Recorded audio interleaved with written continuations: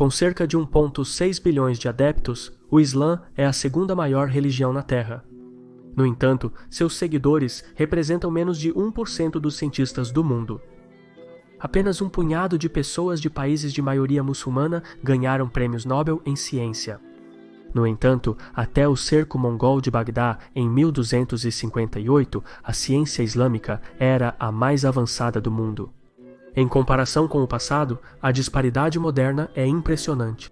Assim, para entender a falta de realizações científicas nos dias atuais, devemos explorar o passado. Nesta edição de uma nova série, vamos discutir a ascensão e o declínio das atitudes islâmicas em relação à ciência. Sou Shirvan, bem-vindo ao Caspian Report. Se você quer apoiar mais conteúdo original como este, visite patreon.com/Caspian Report para mais informações. Em tempos pré-islâmicos, comerciantes da África, Ásia e Europa negociavam ao longo de rotas antigas e trocavam mercadorias por moedas, materiais e outros produtos. A mercadoria mais valiosa era a seda. Era tão preciosa que muitas vezes era usada como moeda de troca. A seda era um item luxuoso que universalmente representava poder e riqueza. Era tão valiosa que a maior rota comercial mundial foi nomeada em sua homenagem. Os romanos e persas exploraram a rota da seda e construíram a infraestrutura necessária para suportar e facilitar o comércio que chegava. No entanto, como ambos os lados estavam ocupados com guerra e conflito, o potencial total da Rota da Seda nunca se materializou. No século VIII, a dinastia Abbaside derrubou a nobreza Umayyad e herdou os impérios romano e persa. Assim, os árabes tomaram posse de um império que se estendia da Península Ibérica até as fronteiras da China e da Índia. A ausência de antigas barreiras políticas permitiu que mercadorias e ideias de civilizações anteriores se espalhassem e interagissem entre si. Enquanto as caravanas viajavam pela Rota da Seda, trocavam vidro egípcio, pó de açafrão persa, garanhões turcomanos, aço tâmil, laca e porcelanas chinesas e muito mais. No coração da Rota da Seda estava o Império Abbaside, o que significa que se os romanos quisessem importar sândalo de Gujarat ou escravos núbios, eles teriam que passar pelos postos de controle Abbaside. Para lidar com o aumento do comércio, os Abbasides fundaram novos centros de comércio. Cidades como Balkh, Samarcanda, Tabriz e outras prosperaram ao longo da Rota da Seda. É nesta era da história que a cidade extravagantemente rica e diversa de Merv ficou conhecida como a Mãe da Terra. Enquanto isso, sua concorrente Rei, atualmente localizada dentro de Teherã, era referida como o Portão do Comércio. No século X, Bagdá se tornaria a maior cidade do mundo. À medida que as cidades floresciam em empresas privadas, uma fome por conhecimento, artesanato fino e alimentos exóticos aumentava em todo o reino Abbaside. Foi uma das primeiras formas de globalização. As pessoas queriam vestir roupas novas, provar comidas diferentes e exibir itens exóticos. Uma dessas mercadorias exóticas era o papel chinês, que se mostrou extremamente útil para a vasta burocracia imperial abássida. Então, os governantes estabeleceram fábricas de papel em cidades como Basra, Alexandria e Bagdá. E com o tempo, os materiais de escrita se tornaram mais acessíveis e mais disponíveis. Posteriormente, a disponibilidade de papel incentivou o registro de informações, a atividade bancária, a poesia e a bolsa de estudos. A alfabetização aumentou e os livros se tornaram um item comum, não era mais necessário realizar trabalho manual para garantir o sustento. Os estudiosos poderiam ter uma vida próspera escrevendo novas ideias e livros. Como resultado, uma revolução intelectual foi acesa e o mercado de informações disparou. Como os Abbássides começaram como uma revolta nacionalista persa, a dinastia compartilhava muitas das tradições sassânidas, incluindo a manutenção de uma vasta biblioteca imperial. Assim, a disponibilidade de papel barato contribuiu para a expansão da biblioteca imperial de Al-Rashid. o califa empregou estudiosos para traduzir obras gregas, chinesas, sânscritas e persas nas áreas de física, química, matemática, astronomia, filosofia, geografia e outras faculdades para o árabe. A tecnologia avançou e solucionou problemas do dia a dia. Por exemplo, o estudo da astronomia e da trigonometria ajudou a determinar a direção para Meca, o horário para a oração, etc. O processo tecnológico também melhorou as técnicas de engenharia e até mesmo provocou uma revolução agrária. Enquanto os estudiosos trabalhavam incansavelmente para traduzir todos os textos científicos disponíveis, os abásides, mesmo sem perceber, haviam globalizado com sucesso o conhecimento. Eventualmente, esse grande empreendimento ficaria conhecido como o movimento de tradução e estabeleceria o árabe como uma língua científica da antiguidade.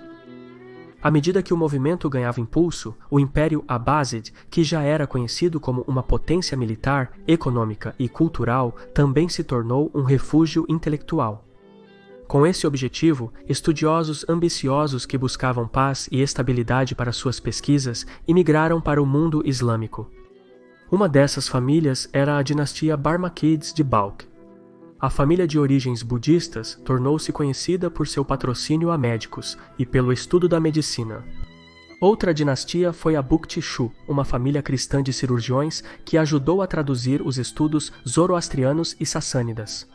De qualquer forma, da Itália e Escandinávia à China e Índia, se você quisesse seguir a ciência, o Império Abáside era o lugar para estar.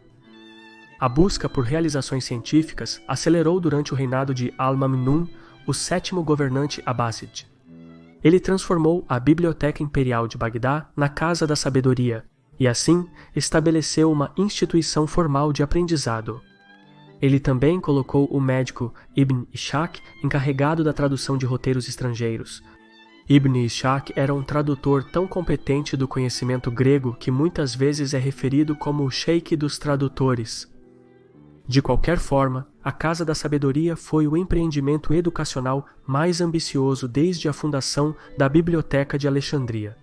Era o Vale do Silício dos Abássidas e inaugurou a Idade de Ouro Islâmica. Com o passar do tempo, mais centros de aprendizado financiados pelo Estado, ou madraças, foram estabelecidos no reino. Cidades como Nishapur, Bukhara e Cabul se tornaram centros de aprendizado. Com as pessoas certas no comando, o acúmulo de conhecimento floresceu. Algumas das grandes mentes dessa era incluem Al-Khwarizmi, que combinou os trabalhos de estudiosos gregos e indianos e fez enormes contribuições para o método algébrico, e Ibn Hayyan, que fez suas renomadas realizações na alquimia e influenciou fortemente o curso da química europeia. Esta também foi a era de Al-Tabari, que escreveu a crônica histórica da história dos profetas e reis, que serve como uma fonte crucial para a história do Oriente Médio. Outras figuras importantes desta era incluem os irmãos Banu Musa, que fizeram dispositivos mecânicos e trabalharam na fundação da geometria. As mulheres também se destacaram nas ciências, como Al-Fihra, Al-Astrolabé, Lubna de Córdoba e Al-Mahanli, que todas se destacaram em matemática. De qualquer forma, quando os abássides entraram em contato com a filosofia grega, o sistema numérico indiano, a regra de direito persa e outros estudos chineses e romanos, os estudiosos se tornaram verdadeiros alunos de Sócrates, Aristóteles, Platão, Ptolomeu, Brahmagupta, Sushruta e outros. Não demorou muito para que os estudiosos persas e árabes adaptassem ideias estrangeiras e aprimorassem esses conceitos. Um exemplo foi a assimilação da filosofia neoplatônica e da metafísica aristotélica no contexto islâmico por Al-Kindá, que é unanimemente aclamado como o pai da filosofia árabe. O movimento de tradução é em grande parte perdido no currículo educacional moderno, mas é um reconhecimento de que a receptividade dos governantes e estudiosos muçulmanos às ideias estrangeiras foi o catalisador primário que abriu caminho para a Era de Ouro Islâmica. À medida que a assimilação do conhecimento acendeu uma tendência para o aristotelianismo e o neoplatonismo, surgiu um novo coletivo de estudiosos. Seus estudantes eram conhecidos como os Mutazilites, e sua doutrina era baseada principalmente na filosofia grega antiga, mas ajustada dentro do contexto islâmico.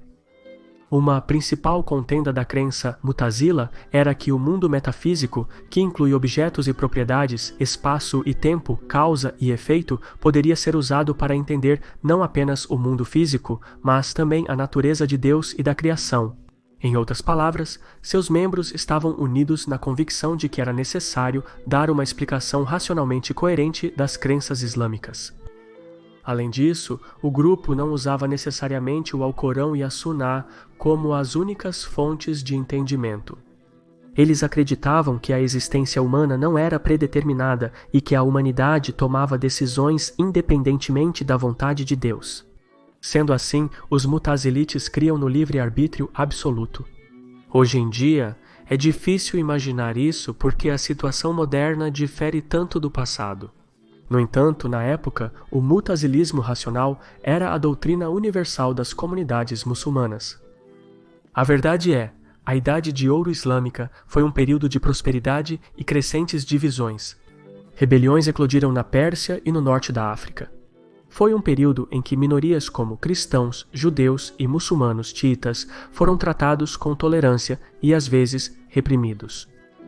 Foi uma era em que a economia global prosperou devido ao comércio de escravos e também à Rota da Seda. Naquela época, o tráfico humano era endossado por todas as civilizações na Terra. Os turcos eram um grupo de pessoas particularmente requisitados nos mercados de escravos. Originalmente da Ásia Central, o povo turco era valorizado por sua inteligência e bravura. Em sequência com suas tradições de arco e flecha e equitação, isso os tornava excelentes soldados e diplomatas. Por suas habilidades valiosas, os turcos foram escravizados, transportados para o Oriente Médio e colocados nos tribunais reais e exércitos do Império Abásside. Logo, os turcos perceberiam que poderiam simplesmente tomar o poder para si. No ano de 833, Calif al-Mamnun, o sétimo governante abásside, viu uma oportunidade de adquirir autoridade religiosa à custa dos estudiosos ulama. Ele institucionalizou formalmente a doutrina Mutazila e procurou erradicar outras escolas teológicas. Como tal, o calife impôs uma inquisição conhecida como Mirna. Os estudiosos que trabalhavam em escolas e madraças, financiadas pelo Estado, foram forçados a professar sua lealdade ao mitazilismo e a se submeter ao currículo de filosofia neoplatônica e metafísica aristotélica. Aqueles que se recusaram foram punidos com açoitamento, prisão ou decapitação. Al-Mamnun faleceu no mesmo ano em que decretou a Inquisição, mas sua política foi continuada por seus sucessores imediatos. A maioria dos intelectuais se submeteu ao credo oficial Mutazila. No entanto, um estudioso chamado Ibn Hanbal, de Bagdá, se recusou a reconhecer a doutrina racionalista. Ele argumentou que o Alcorão era eterno e que não estava aberto para interpretação ou inovação. Portanto, o estudioso e seus seguidores rejeitaram o livre-arbítrio, a metafísica, o racionalismo e aderiram à interpretação literal do Alcorão. A visão teológica de Ibn Hanbal não poderia ser mais diferente dos estudiosos Mu'tazilite que argumentavam que os versos antropomórficos no Alcorão que mencionam as mãos, olhos e rosto de Deus indicam que o livro sagrado não deve ser interpretado literalmente. Com base nisso, os Mu'tazilites enfatizaram que o Alcorão estava aberto à interpretação racional e inovação. De qualquer forma, por sua desobediência, Ibn Hanbal foi preso, torturado e até banido de Bagdá.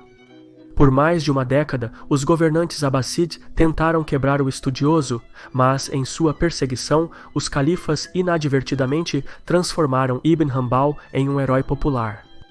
Com o tempo, a Inquisição se tornou impopular entre as pessoas e, em alguns casos, tumultos irromperam nas ruas de Bagdá em apoio a Ibn Hanbal. Nestas circunstâncias, em 847, Al-Mutawakkil ascendeu ao trono como o 10º governante abásside. Aos 26 anos, ele reinava sobre o maior império do mundo. Porém, sua autoridade estava em xeque e ele precisava restaurar sua legitimidade prontamente. Portanto, Al-Mutawakkil impôs uma decisão populista. O califa encerrou a Inquisição e efetivamente endossou o credo literal de Ibn Hanbal. No final, o estudioso desafiador sobreviveu a 3 califas. Enquanto era aclamado como um campeão do Islã, Ibn Hanbal fundou sua própria instituição de teologia que levava seu nome. Isso impactou profundamente o curso da civilização islâmica. Por um lado, a autoridade religiosa tornou-se uma prerrogativa exclusiva dos estudiosos ulama, e o papel do califa foi reduzido à autoridade política. Em segundo lugar, a desobediência de Ibn Hanbal reduziu a credibilidade dos Mutazilá. Assim, nas décadas seguintes, uma reação contra o mutazilismo se espalhou por todo o reino abásside. E terceiro, o fim da Inquisição facilitou a formação de movimentos teológicos mais ortodoxos, muitos dos quais ainda estão ativos. Por exemplo, atualmente, a escola Safaí é predominante no leste da África e no sudeste da Ásia, enquanto a escola Maliki tem influência na região do Maghreb e Sahel na África. Enquanto isso, o currículo Hanafi prevalece nos antigos territórios otomanos e na Ásia Central. Quanto à escola de Ibn Hanbal, no século XVIII, ela passou por uma reforma no movimento Wahhabi Salafi. E, portanto, sua influência é limitada, mas predominante na Arábia Saudita. De qualquer forma, Al-Mutawakkil, que acabou com a Inquisição, nomeou seu filho mais velho como seu herdeiro. No entanto, ao longo dos anos, o califa mudou seu favor para seu segundo filho. Essa rivalidade se estendeu também para a esfera política. O filho mais velho, Al-Mutassir, era favorecido pelos soldados escravos turcos, que, no cenário do progresso científico, passaram de escravos a guerreiros para conselheiros confiáveis e comandantes militares. Enquanto isso, o filho mais novo, Al-Mutaz, era apoiado pelas elites tradicionais Abbasside. Al-Mutassir temia que seu pai fosse agir contra ele, então decidiu atacar primeiro. O filho mais velho mandou seu pai ser morto por um guarda-costas turco e se tornou o 11º califa. Mas dentro de meio ano, o novo governante foi envenenado e faleceu. Então, os líderes militares turcos realizaram um conselho e selecionaram outro parente Abbasside como o 12º califa. No entanto, tramas e traições estavam por toda parte e dentro de alguns anos, o novo califa abdicou do poder para Al-Mutaz. O filho mais novo, que assumiu o poder aos 19 anos, durou quase 3 anos até ser traído, espancado e deixado no calor escaldante sem comida ou água, onde morreu 3 dias depois. Essa era na história é conhecida como a anarquia em Samarra, e o que se seguiu foi um período de intensa instabilidade e violentas sucessões de califas. À medida que o reino abássida se desintegrava de dentro para fora, escravos turcos mamluks efetivamente tomaram o poder e reduziram a autoridade do califa a um papel cerimonial.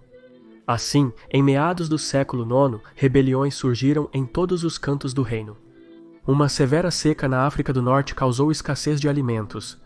Como resultado, tumultos irromperam nas principais cidades da Tunísia e do Egito.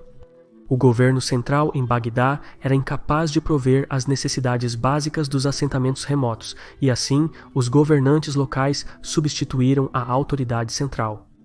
No Egito, Ibn Tulun, um mamluk turco, assumiu as finanças da região e estabeleceu uma força militar que era leal a ele mesmo. Ele se tornou praticamente independente e fundou a dinastia Tulinides, que se estendia do Egito à Síria. Em outras partes do norte da África, a dinastia Arlabid havia efetivamente proclamado independência e governava sobre a Tunísia, Líbia e Sicília.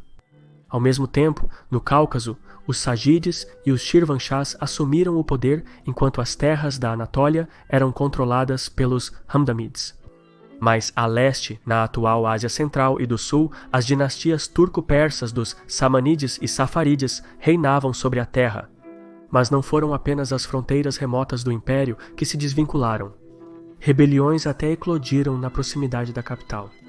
Por exemplo, em Bashra, o povo Zanji, que eram escravos da África Oriental transportados para o Oriente Médio, se revoltaram contra seus senhores árabes. A rebelião foi uma das mais sangrentas da história, resultando na perda de pelo menos 500 mil de vidas. Na mesma época, um pequeno grupo de xiitas radicais, conhecidos como Karmatians e às vezes chamados de bolcheviques do Islã, saquearam a cidade sagrada de Meca e roubaram a sagrada pedra negra da Kaaba. Em outras partes do reino, o radical movimento anarquista Khawarij, que havia sido responsável pela Guerra Civil Islâmica 2 séculos antes, mais tarde, rejuvenesceu sua campanha para derrubar os califas. Inquietação, rebeliões e revoluções estavam por toda parte. Em um curto espaço de tempo, o controle efetivo do califa foi reduzido à proximidade de Bagdá. No entanto, a decadência dos abásides não impediu o processo intelectual. Como a educação e a arte se tornaram um tecido do Islã, muitas das poderosas dinastias regionais continuaram seu patrocínio para os estudiosos. Como resultado, intelectuais brilhantes surgiram em todo o mundo islâmico. Um dos pensadores mais abrangentes foi Al-Farabi, que fez enormes contribuições para a física, química, matemática e psicologia. Ele também se destacou em filosofia, ética e música. Por sua ampla gama de realizações, Al-Farabi é conhecido como o segundo mestre, após Aristóteles. Outra mente brilhante foi Al-Haytham, que escreveu extensivamente sobre astronomia, matemática, óptica e percepção visual.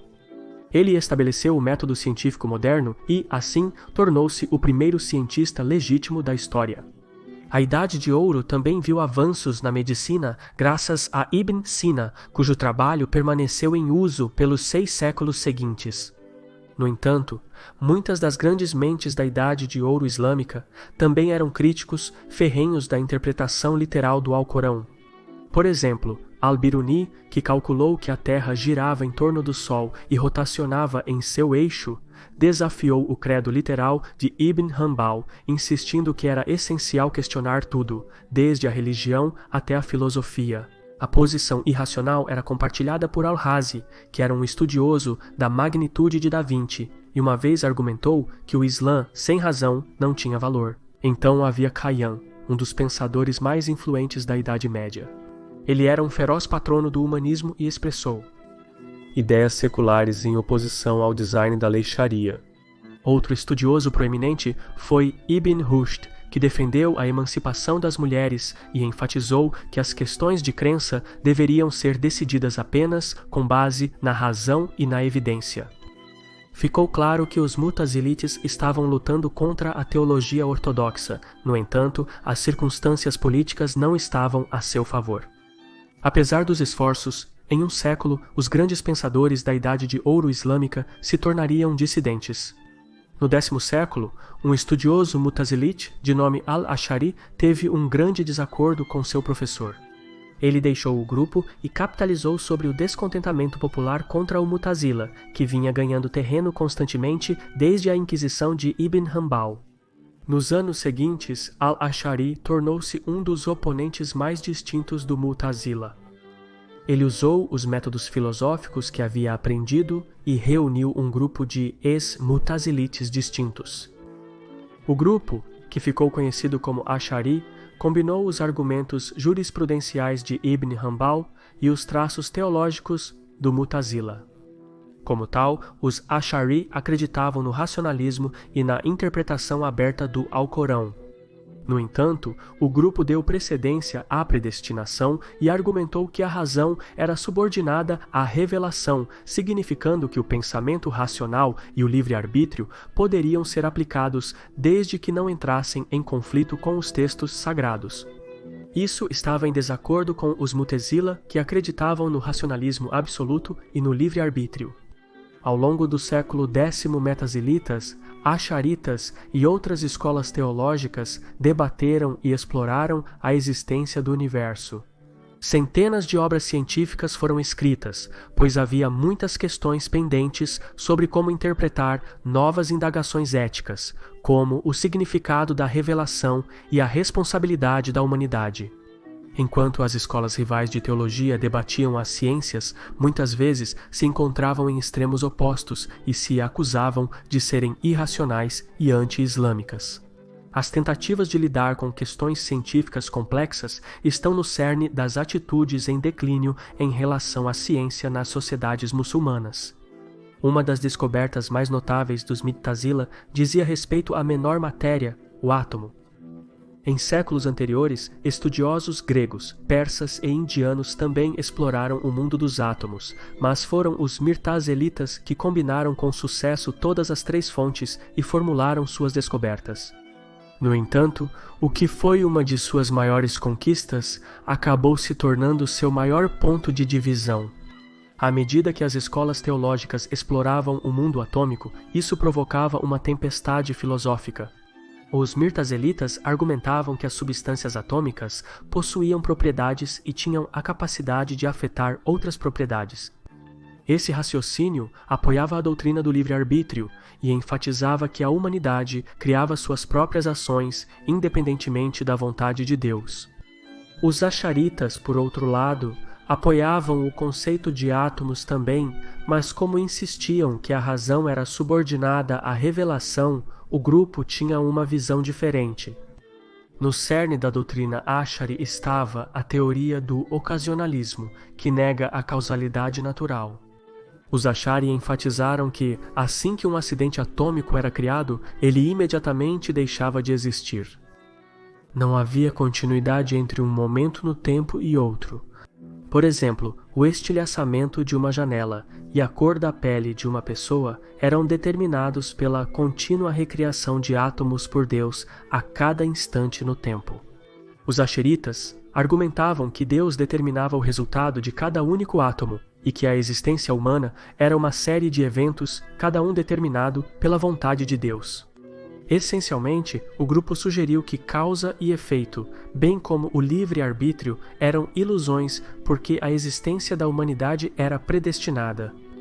Raciocínios filosóficos podem parecer estranhos agora, mas na época, estudiosos muçulmanos foram pioneiros na exploração do mundo atômico.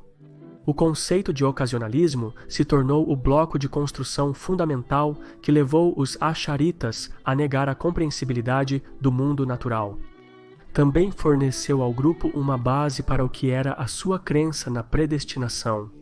Não é difícil imaginar como tal mentalidade ao longo de séculos poderia influenciar as atitudes em relação à ciência. Ao fundo dos debates teológicos, o reino dos Abássides passou por um período de desintegração. Dinastias poderosas se rebelaram por todo o império. Enquanto isso, a dinastia governante se voltou contra si mesma, pois os parentes Abássides desafiaram abertamente o assento de poder. Por mais duro que isso pareça, estava prestes a ficar muito pior para os Abássides. No meio do século X, o Egito passou por um calor e seca incomuns. As colheitas falharam e a fome se espalhou pelas cidades, o que incitou tumultos. Estima-se que 600.000 pessoas morreram de fome. Na Tunísia, uma dinastia muçulmana xiita, conhecida como os Fatímidas, tomou as coisas em suas próprias mãos e invadiu o Egito, onde proclamaram um novo califado. Assim, no 10º século, o mundo islâmico estava descentralizado ao longo de linhas feudais, que incluíam dezenas de regiões separatistas, províncias autônomas, dinastias influentes e poderosos mercenários turcos Mamluk. No entanto, a ascensão do califado fatímida estabeleceu um terceiro reduto político no mundo islâmico, sendo os dois primeiros Córdoba e Bagdá. A dinastia fatímida procurou garantir seu futuro e selou uma aliança com Bizâncio. Para esse fim, o comércio entre os dois floresceu. Fustat, Alexandria e Constantinopla tornaram-se potências econômicas. As marés da fortuna agora haviam se invertido. Enquanto o Império Abásside desmoronava de dentro para fora, os bizantinos atacaram e gradualmente recuperaram seus territórios. Creta e Chipre foram tomados primeiro, seguidos pela cidade de Antioquia e Edessa. O renascimento de Constantinopla alterou dramaticamente as condições financeiras. A riqueza, o comércio e os impostos que uma vez inundaram o tesouro de Bagdá agora fluíam para a capital bizantina.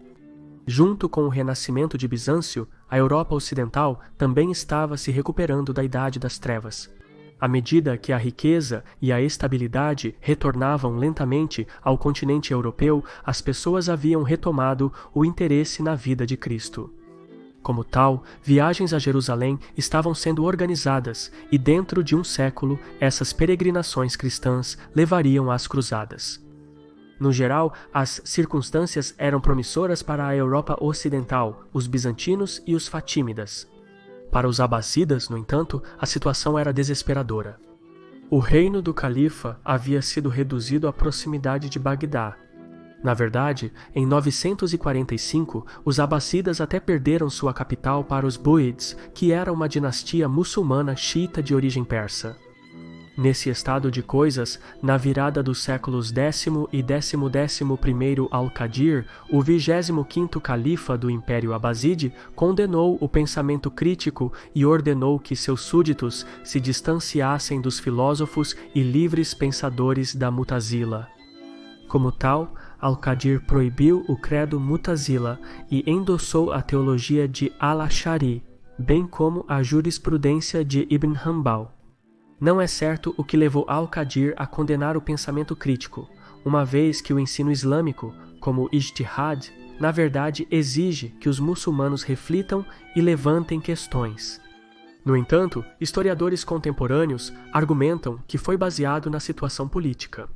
O calife pode ter acreditado que a predestinação Ash'ari estabilizaria o reino e tornaria o povo comum mais contente com as injustiças, fomes e autoridades corruptas, já que essas supostamente faziam parte do plano de Deus, enquanto o livre-arbítrio Mutazila incitava o pensamento crítico que inspirava rebeliões e agitação política. Para impor sua política, Al-Qadir aprovou uma lei de apostasia. Antes disso, havia instituições legais que contornavam a punição severa. Assim, o Império Abásside havia sido relativamente secular. No entanto, o novo decreto facilitou a condenação e punição de dissidentes, céticos e minorias. Por conta da lei de apostasia, os governantes muçulmanos perseguiram as forças de oposição, alterando os currículos das madrasas reguladas pelo Estado. Neste contexto, os ensinamentos Mutazila desapareceram gradualmente do sistema educacional, enquanto as fontes Ash'ari se tornaram a base do Islã sunita mainstream. Como os estudiosos Mutazila remanescentes não podiam divulgar formalmente suas crenças, a maioria deles buscou refúgio em movimentos de oposição, como os xiitas na Pérsia. Lá, a teologia dos Mutazila influenciaria a Jafari, que era e ainda é a escola jurisprudencial do Islã xiita. De qualquer forma, o reinado de Califa al-Qadir durou 40 anos e, apesar de seus esforços, o reino Abásside continuou a declinar.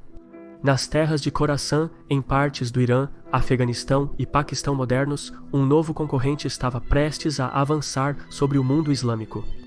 Os turcos Seljuk eram uma sociedade altamente militarizada e vinham das terras acidentadas da Ásia Central.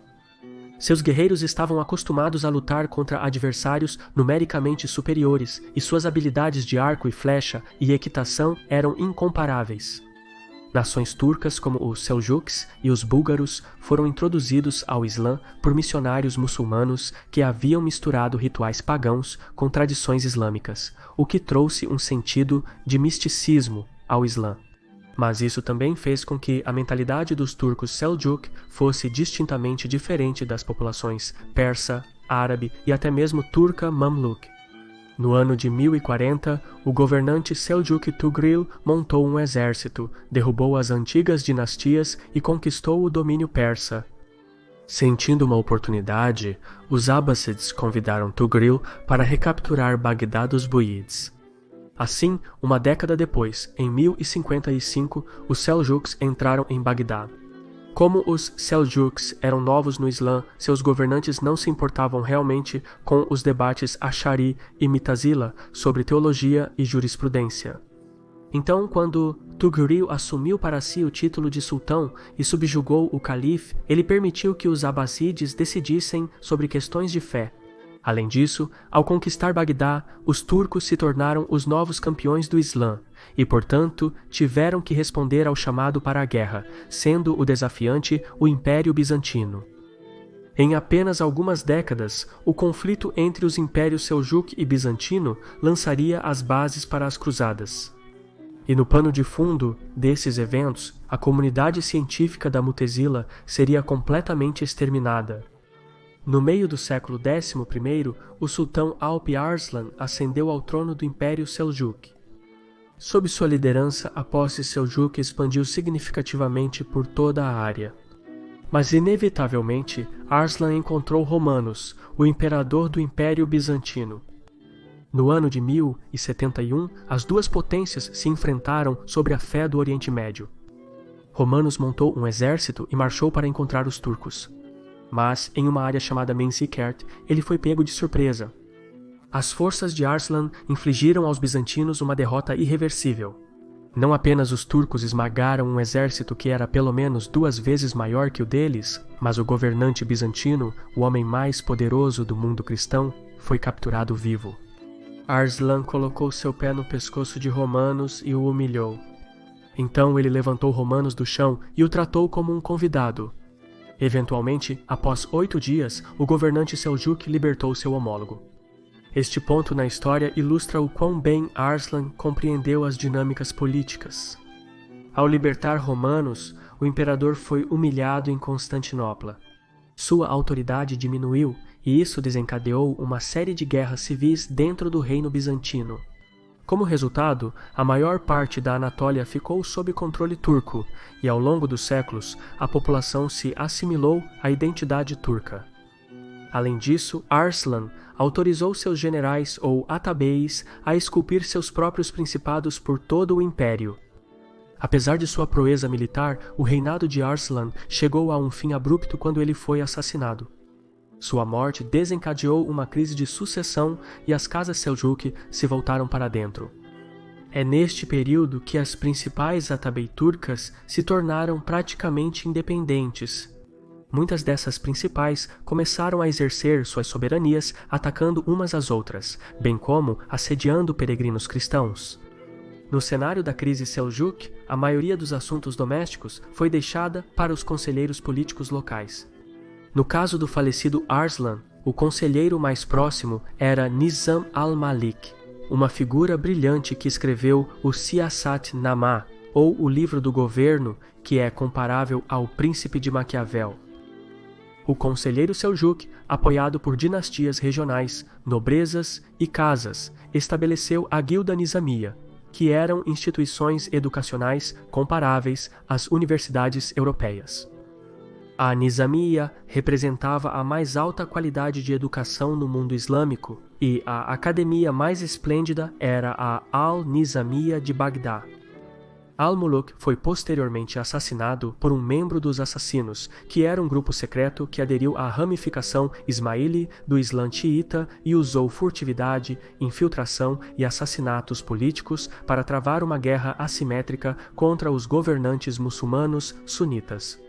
Para os assassinos, a morte de Al-Muluk marcou o primeiro de muitos assassinatos políticos. No entanto, antes de o conselheiro perecer, ele nomeou o distinto estudioso Ash'ari al-Ghazali para supervisionar a academia em Bagdá. Poucos poderiam imaginar que, com o tempo, esse estudioso mudaria as crenças fundamentais da civilização islâmica. No entanto, enquanto al-Ghazali estava ocupado dando palestras, outro grande evento estava prestes a perturbar os assuntos do Oriente Médio.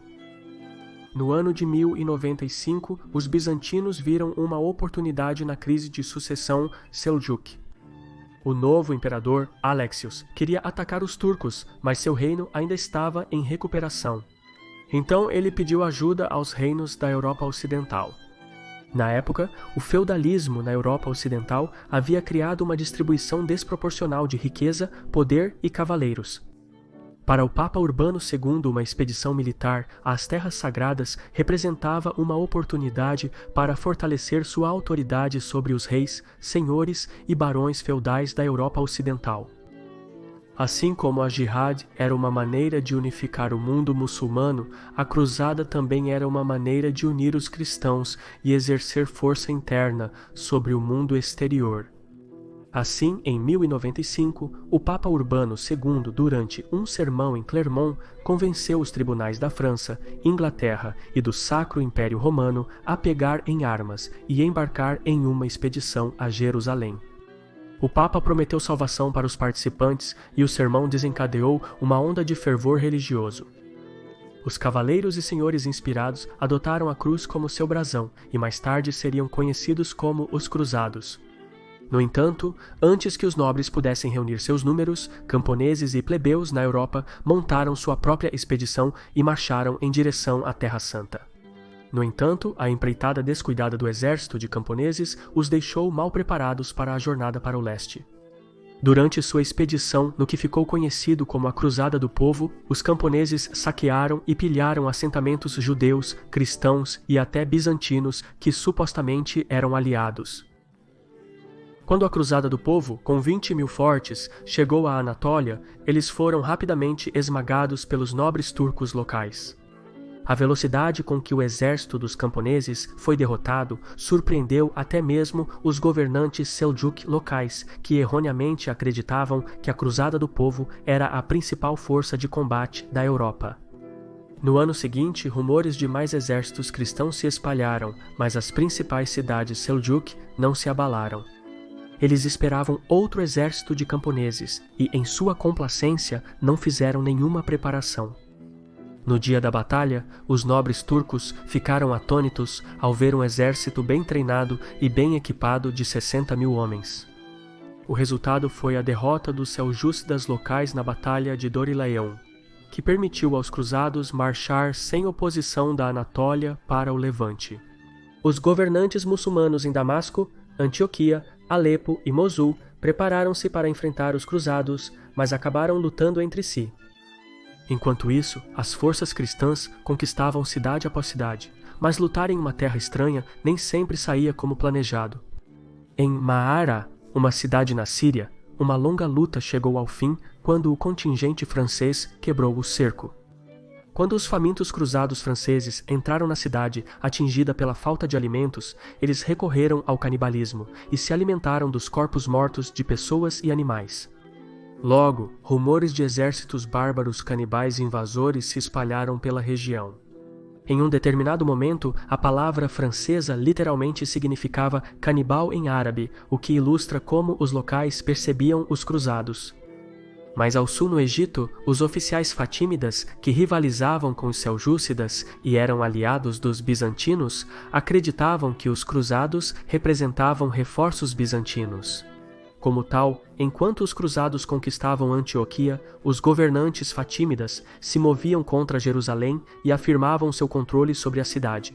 Não amanheceu para os fatímidas até que fosse tarde demais que as forças cristãs não eram aliadas e não estavam interessadas em uma aliança. Na virada do século, no ano de 1099, os cruzados chegaram aos portões de Jerusalém e começaram seu ataque. Eventualmente, cerca de um mês depois, as muralhas da cidade cederam e os cruzados irromperam em Jerusalém. Movidos por um frenesi religioso, eles massacraram soldados e civis indiscriminadamente. As comunidades religiosas da cidade fracassaram. A maioria dos muçulmanos foi morta imediatamente, enquanto a população judaica se refugiou em uma grande sinagoga que foi incendiada.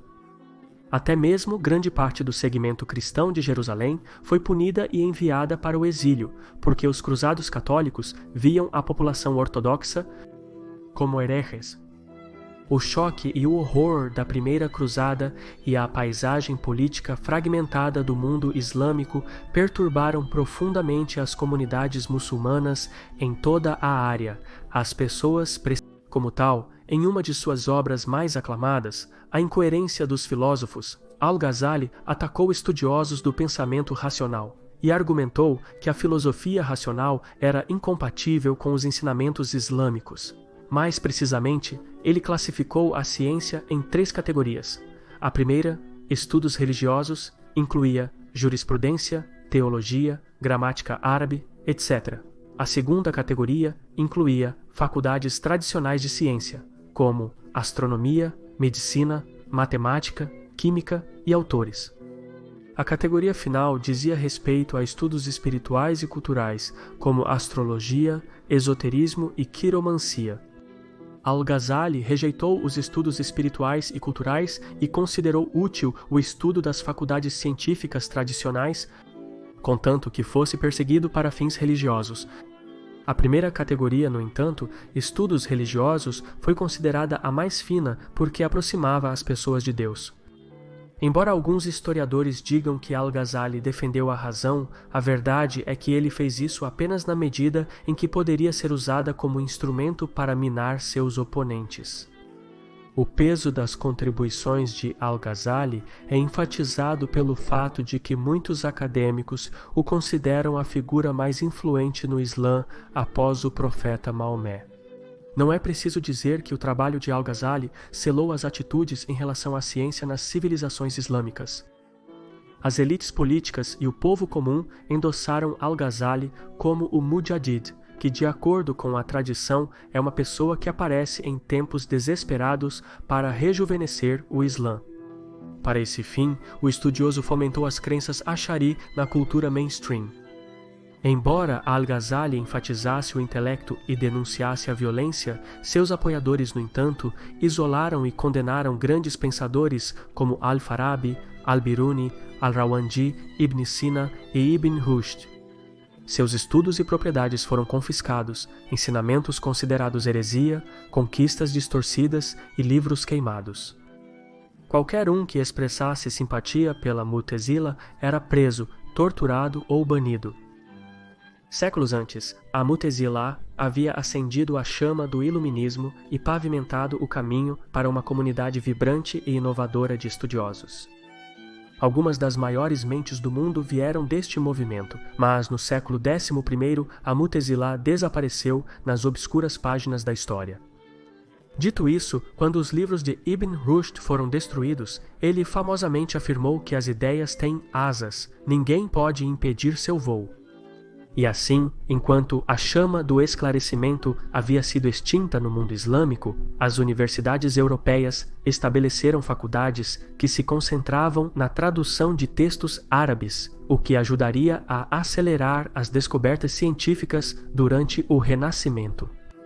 Enquanto isso, à medida que a doutrina Ash'ari mudava a mentalidade dos muçulmanos sunitas, o conhecimento era visto através do prisma da revelação, e muitos se afastaram da filosofia e das ciências naturais. Essa mudança, no entanto, não foi abrupta. Levaria séculos para as doutrinas se consolidarem, mas seu processo foi acelerado pelo colapso da Rota da Seda e uma nova ameaça que emergiu do Extremo Oriente. No final do século XIII, o mundo havia mudado. Os racionalistas Mu'tazila haviam desaparecido e os remanescentes de sua escola haviam se assimilado à crença muçulmana xiita. Enquanto isso, a instituição Ash'ari passou a dominar a teologia muçulmana sunita.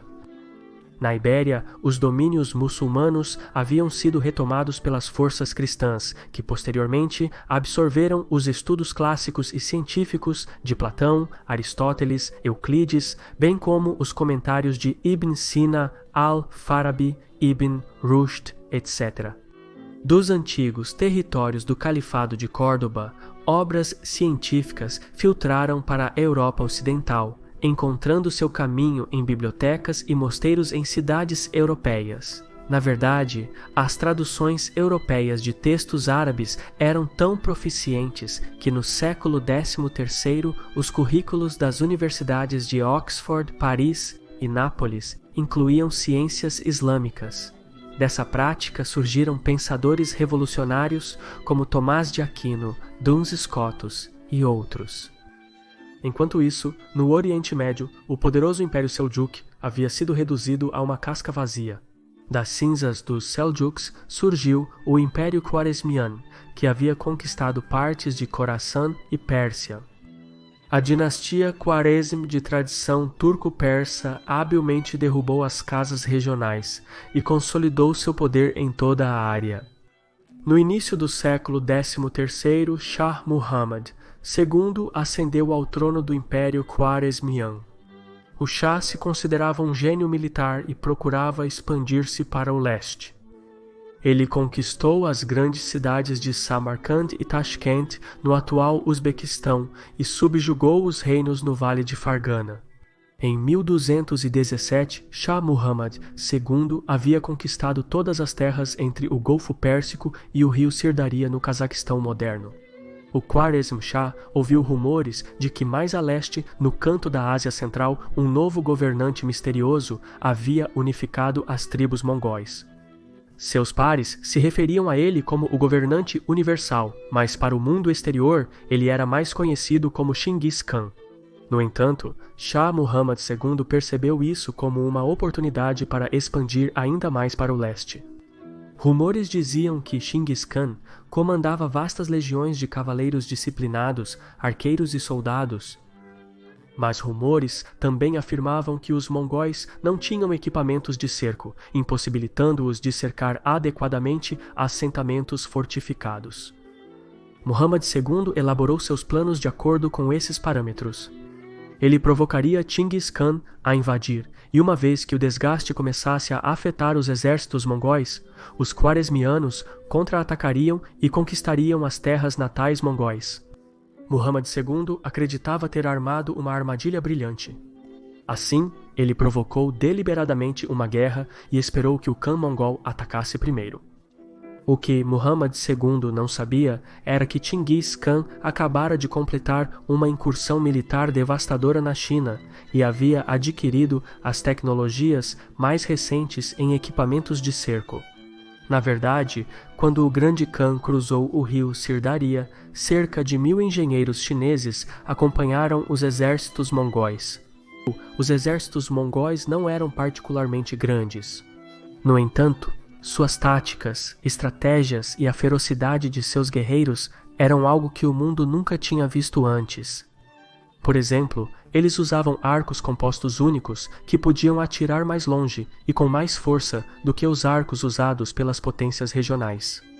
Além disso, os cavalos mongóis eram menores, mais rápidos e mais resistentes, e eram montados por um povo cuja cultura inteira girava em torno da equitação. Por exemplo, em tempos de guerra, os guerreiros mongóis cortavam uma veia menor no pescoço do cavalo e drenavam um pouco de sangue em uma taça, que bebiam para se nutrir. Assim, os mongóis podiam comer e dormir na sela e percorrer grandes distâncias em um tempo surpreendentemente curto, muitas vezes surpreendendo seus inimigos. Além disso, como os mongóis tinham mais cavalos do que homens, muitas vezes confundiam seus oponentes montando bonecos em seus cavalos para dar a impressão de uma horda avassaladora. O nível de ferocidade e táticas únicas, em combinação com habilidades superiores de cavaleiros e arqueiros e equipamentos de cerco chineses avançados, tornaram os exércitos mongóis a força mais devastadora do mundo. O Império Khwarezmian não teve a menor chance. Uma vez que Chinggis Khan destruiu os exércitos e fortificações Khwarezmian, ele arrasou os territórios ocupados até o chão. O Grande Khan fez jus à sua reputação enquanto seus exércitos saqueavam cidades e vilas e cometiam atos de assassinato em massa e atrocidades em todo o Oriente Médio e Ásia Central. Grandes cidades como Bukhara e Balkh e seus tesouros de literatura persa e volumes científicos foram destruídos além da recuperação. Em Nishapur e Herat, culturas inteiras pereceram à medida que o assassinato em massa aumentava na casa das centenas de milhares. Em Transoxiana, as obras de canais subterrâneos, que eram a linha de vida agrícola do sul da Ásia Central, entraram em colapso. Uma terra fértil se transformou em areia, o que ainda é. Em poucos anos, pelo menos 1/4 da população da Pérsia e Khorasan pereceu. Os exércitos de Genghis Khan queimaram os campos e as colheitas e tiraram o sustento do povo comum. Com o início da fome, milhões de refugiados migraram para o oeste. Eles trouxeram consigo histórias apocalípticas de uma espécie carnívora de criaturas meio humanas, meio cavalos, que se espalharam como uma praga pelo mundo civilizado. Ninguém queria confrontar e testar a ira dos mongóis. Quando Chinggis Khan faleceu nas décadas seguintes, seus sucessores continuaram a campanha de extermínio. Foi um período repleto de medo e terror. Mas, em meio à destruição, Caliph al-Mustasim do Império Abbasside se manteve notavelmente bem. Os Abbasides retomaram Bagdá e o calife reuniu um exército permanente considerável. Em sua confiança mal colocada, Al-Mustasim acreditava que poderia manipular o novo governante mongol, Hulagu Khan, para reafirmar a autoridade Abbaside. Então o calife enviou uma mensagem ao Khan e o convidou para atacar seus inimigos. Contudo, ocorreu justamente o contrário. Hulagu Khan marchou para Bagdá e exigiu a rendição completa do calife. Em seu ultimato, Hulagu Khan escreveu o seguinte: "O passado acabou. Destrua suas muralhas, preencha seus fossos, entregue seu reino ao seu filho e venha até nós. Se você não atender ao nosso conselho, prepare-se. Quando eu liderar minhas tropas com ira contra Bagdá, mesmo que você se esconda no céu ou na terra, eu te derrubarei. Não deixarei uma pessoa viva em seu reino e colocarei sua cidade e país à mercê das chamas." Apesar do aviso, Calife al-Musta'sim desafiou Hulagu Khan. Assim, no início de fevereiro de 1258, começou o cerco de Bagdá. No final do mês, a grande cidade praticamente deixou de existir. O califa al-Musta'sim foi capturado vivo e foi preso. Após alguns dias de fome, o califa pediu ao Khan por comida, então Hulagu Khan enviou-lhe uma bandeja com ouro. Quando al-Musta'sim recusou-se a comer ouro, Hulagu disse: "Se você não pode comê-lo, por que o acumulou? Por que você não o deu aos seus homens que estavam prontos para morrer por você?" Hulagu então levou al-Musta'sim até os portões quebrados de Bagdá e disse: "De que adiantam essas paredes se não há homens para defendê-las?" Após essa interação, os mongóis enrolaram o califa em um tapete e o pisotearam até a morte com cavalos. Quanto aos cidadãos de Bagdá, nobres e plebeus foram dizimados e, fiel à sua palavra, Hulagu Khan queimou a cidade até o chão. Mesquitas, palácios e hospitais foram saqueados. Magníficas bibliotecas, escolas e instituições foram destruídas. Milhões de documentos, pergaminhos, livros e testemunhos foram queimados e jogados no rio. Segundo alguns relatos, o rio ficou preto de tinta por dias. Séculos de conhecimento acumulado e registros pereceram no esquecimento. A queda de Bagdá marcou um ponto de virada na história, mas não por causa da pura destruição. Os mongóis eventualmente seriam derrotados pelos mamelucos turcos no Egito, e as casas remanescentes dos mongóis acabaram se convertendo ao Islã. Mas na mesma época, outra grande mudança havia ocorrido na Europa. Os reinos ibéricos desenvolveram carracas avançadas com capacidades de navegação em alto mar, o que lhes permitiu navegar ao redor da ponta sul da África para chegar à Ásia. À medida que os comerciantes europeus estabeleceram novas rotas de comércio marítimo que contornavam as passagens terrestres do Oriente Médio, isso desencadeou transições geoeconômicas que levaram ao colapso da Rota da Seda. Mas o declínio da Rota da Seda intercontinental não foi apenas uma mudança econômica. O comércio trouxe novas informações, bem como bens e mercadorias. O comércio internacional manteve o Oriente Médio integrado e consciente do mundo exterior, então a troca de comunicação da Rota da Seda era tão importante quanto seu componente comercial. Em séculos anteriores, uma próspera rede de comércio global permitiu que as sociedades muçulmanas se adaptassem e utilizassem novas e estrangeiras ideias que desencadearam a Idade de Ouro Islâmica. Assim, à medida que a Rota da Seda declinava, também removia as condições que tornavam o mundo islâmico uma civilização metropolitana.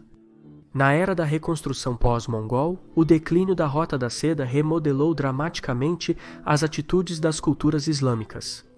A abertura de mente em relação ao mundo exterior mudou para a rejeição, e as comunidades muçulmanas focaram extensivamente para dentro. À medida que o mundo islâmico se reinventava, a teologia Ash'ari tornou-se inseparável da mentalidade da população mainstream. Ao mesmo tempo, as madraças estatais, que no passado ajudaram a disseminar os ideais do pensamento racional, focaram exclusivamente em estudos religiosos como gramática, o hadith e a lei Sharia, conforme recomendado pelo estudioso Al-Ghazali. O conceito Ash'ari de ocasionalismo, que nega a compreensibilidade do mundo físico, foi integrado ao sistema educacional. Enquanto isso, estudos científicos legítimos foram excluídos dos currículos. A dormência do sistema educacional foi um processo gradual. No século XIV, os estudiosos muçulmanos mudaram seu foco das inovações para invenções práticas. Um século depois, a Europa substituiu o mundo muçulmano como o centro de aprendizado e inovação. As performances do cristianismo e do islamismo nos campos científicos agora estavam invertidas. Grandes eventos europeus como o Renascimento, a Era dos Descobrimentos, a Reforma e até mesmo a Era do Iluminismo passaram despercebidos no mundo muçulmano. A cultura islâmica de mente aberta, que uma vez produziu bibliotecas, observatórios e cidades, agora havia regredido para um mundo fechado que era ressentido e hostil à inovação. Não foi até a invasão de Napoleão ao Egito em 1798 que as comunidades muçulmanas perceberam que não estavam mais na vanguarda do mundo. Logo, perguntas foram feitas sobre onde um erro foi cometido, e em meio à colonização europeia do Oriente Médio, o futuro parecia incerto e as pessoas idolatravam o passado. É neste período que os governantes muçulmanos tentaram reverter a situação, adotando tecnologia ocidental e ideias sociopolíticas como o secularismo e o nacionalismo. Outros, por outro lado, acreditavam que a glória poderia ser alcançada retornando ao passado prístino e piedoso. A última mentalidade provou ser incapaz de lidar com a modernidade e é melhor explicada por um profundo sentimento de nostalgia pela era islâmica clássica sem entender adequadamente os desenvolvimentos históricos que ocorreram na época. A verdade é que as razões para o declínio da ciência nas comunidades muçulmanas são muitas, mas, em geral, podem ser atribuídas à instabilidade política, declínio econômico, mudança ambiental, migrações em massa e à falta de pensamento crítico devido ao triunfo da revelação sobre a razão, bem como fatores como os cruzados e os mongóis. A combinação dessas condições colocou a civilização islâmica em uma trajetória de autodestruição. Assim como exploramos o passado em busca de respostas, os estudiosos da Idade de Ouro também analisaram seu mundo. O historiador Al-Masudi, no século IX, foi uma vez questionado por que a ciência havia declinado no Império Romano enquanto o mundo islâmico prosperava.